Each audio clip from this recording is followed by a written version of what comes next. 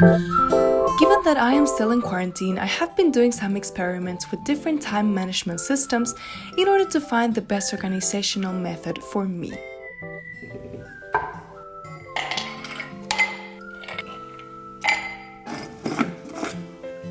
I really am into productivity and self-development, but recently I have been trying to focus on finding balance in my life.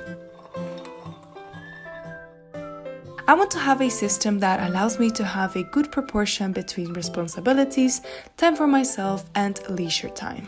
So I basically am taking this time to just play around and just try out different methods. I'm going to show you some of the systems that I tried out since they might work for you or maybe serve you as some inspiration.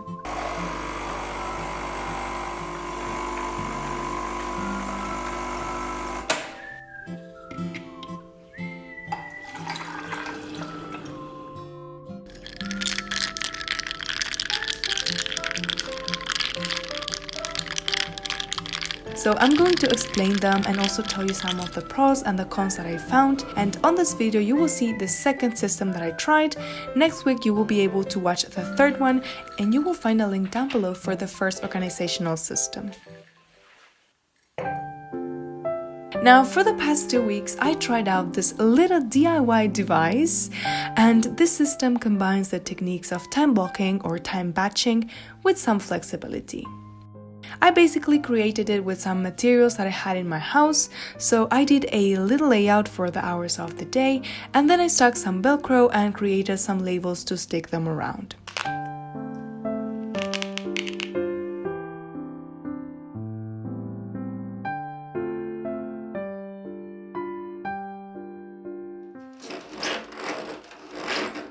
At the beginning of each day, I just took some time to arrange the labels, and if anything didn't go according to the plan as the day went by, I could just move them around.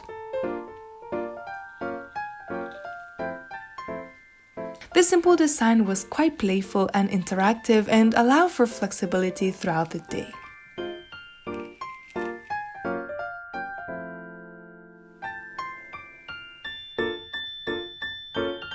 I find that time blocking every single minute of my day on a piece of paper kind of leaves little space for unexpected things that might occur, and that hasn't worked for me in the past. Because basically, once one thing did not go according to the plan, it would just be really frustrating and it would result in a lot of demotivation.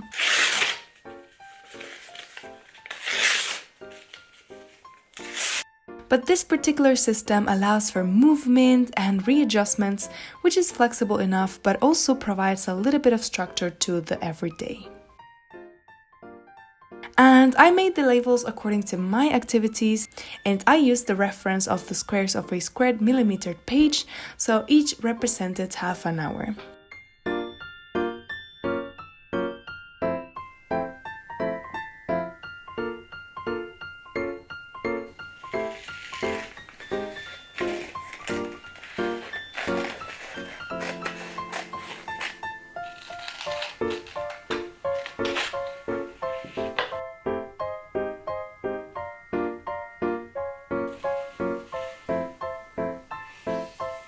And funny enough, I did not have enough Velcro at my place for this DIY, but it still worked really nicely.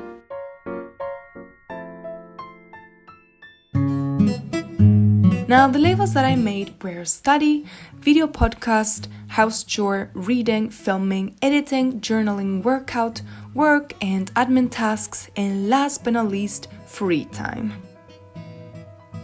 I thought it would be nice to include this last label to make sure that I spent some leisure time without any guilt whatsoever. And of course, I did not use all of the labels every day, but it was cool just to combine them and to create a routine.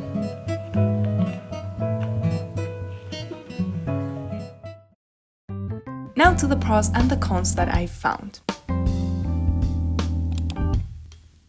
It was really fun to be able to play around with an interactive system since I could arrange the labels around and move them.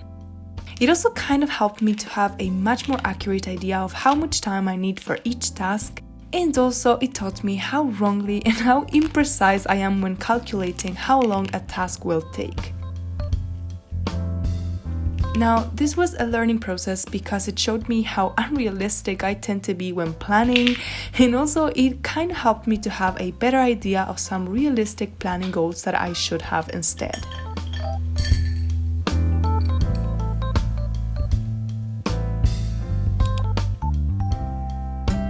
And as negative points, I can say that it does not allow for a complete overview of the week, since it is a day-by-day system.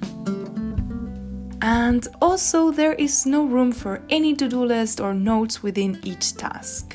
So for that, I was using a complimentary to-do list printable, which you can get for free by visiting my Patreon page. You will find the link down below, or you can click on the card in the right top corner, and also you can become a Patreon supporter and help me create more videos for you. That would be truly appreciated, and you will also get access to exclusive videos that I post nowhere else.